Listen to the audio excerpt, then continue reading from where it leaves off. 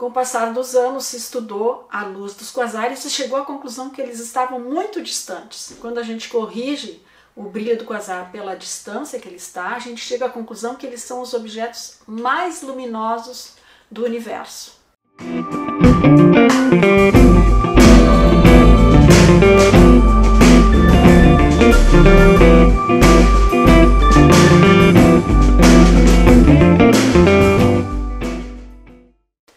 Olá pessoal, aqui é a astrofísica Thais Storck Bergman e esse é o Drops número 8 sobre quasares e buracos negros supermassivos. O que vem a ser um quasar? O quasar vem do inglês, o nome vem do inglês Quasi-Stellar Radio Source, que significa uma fonte de rádio quasi-estelar. Ou seja, os quasares foram descobertos por telescópios em rádio. E quando se foi observar o objeto, aquela fonte de rádio, num telescópio óptico, se verificou que parecia uma estrelinha. Mas se chegou à conclusão que não deveria ser uma estrela, porque as estrelas não têm essa emissão rádio que os quasares têm. Então ficou quase estelar, uma fonte quase estelar, né?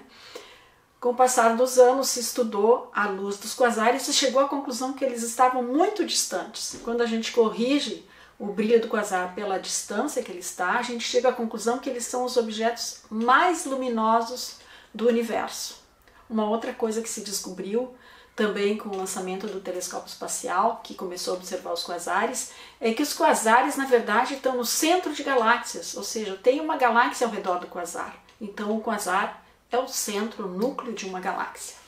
E por que a gente não enxergava? Porque as imagens dos telescópios ópticos terrestres não têm a qualidade do telescópio espacial e o brilho do quasar ofuscava o brilho mais fraco da galáxia que está ao seu redor. Na verdade, o brilho do quasar é várias vezes o brilho de toda a galáxia ao seu redor, formada por bilhões de estrelas, né? Então, um quasar é mais brilhante do que todas essas 200 bilhões de estrelas, como, por exemplo, é o número de estrelas que tem na Via Láctea. O que significa isso? Que a fonte de luminosidade no quasar não pode ser estrelas. Então tem que ser algo diferente.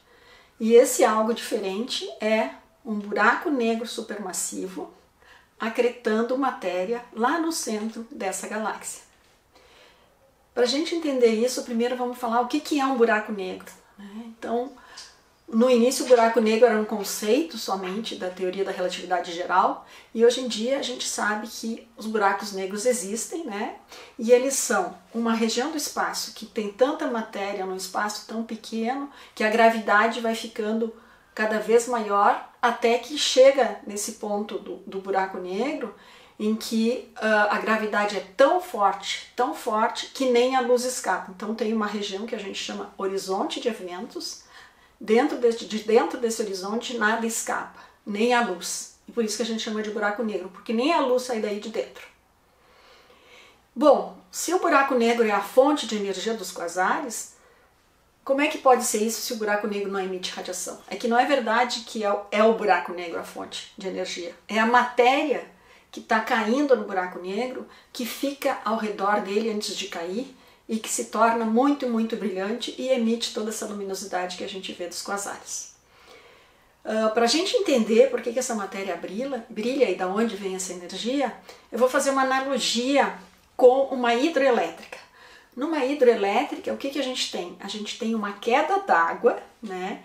E devido à força gravitacional da Terra, né, essa água chega com uma alta velocidade lá embaixo e move daí uma turbina que vai acabar alimentando o gerador e gera então energia elétrica. Ou seja, a energia potencial da queda de água deu origem à energia elétrica. No caso de um buraco negro é a mesma coisa. A matéria, quando cai no buraco negro, tem uma queda tão grande de energia gravitacional, ou seja, na verdade ela ganha energia gravitacional e toda essa energia gravitacional no fim é transformada em energia luminosa, em radiação, às vezes saem ventos também e jatos, da matéria ali ao redor do buraco negro. E produz essa luminosidade enorme.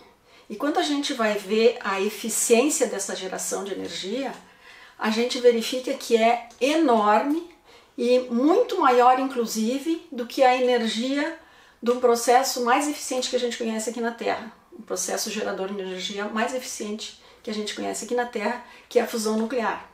Então a fusão nuclear é a fusão de 4 núcleos de hidrogênio para formar um núcleo de hélio, né? Isso é o princípio da bomba H, e também são as reações que ocorrem no interior das estrelas, como o Sol. Então o brilho do Sol é devido a essa fusão dos átomos de hidrogênio, núcleos de hidrogênio, para se transformar num núcleo de hélio. Então todas as estrelas brilham por causa dessa fusão nuclear. Só que a queda da matéria e a transformação da energia da queda nesse brilho é muito mais eficiente, do que 20 vezes mais eficiente do que a fusão nuclear. Então a gente pode dizer que os buracos negros são os mais eficientes geradores de energia no universo. Então, voltando para os quasares, então agora a gente entende, né, que os quasares então são muito brilhantes porque ele está capturando toda essa matéria, né, e está gerando essa energia. Onde é que eles estão? Eles, na verdade, estão às mesmas distâncias que as primeiras galáxias estavam se formando no universo.